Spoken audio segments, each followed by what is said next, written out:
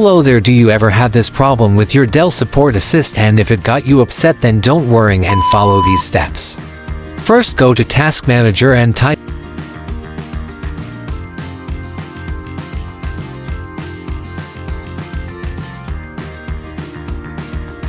in on the search support, and under the support see if it comes up with the status as suspended. If it is, right click and go to Service 1.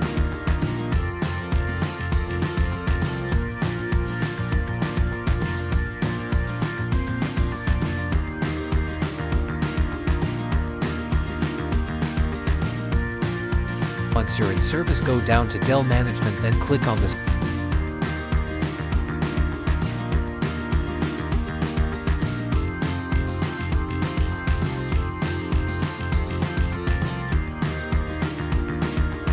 Start. If it's not been selected, then close out the windows.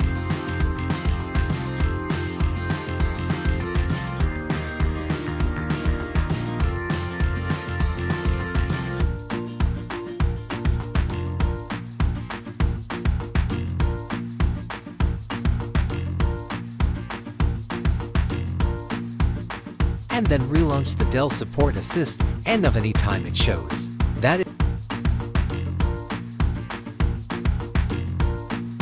it has no error, go ahead. It's like these scans. For example, I'm going to try the last one, and it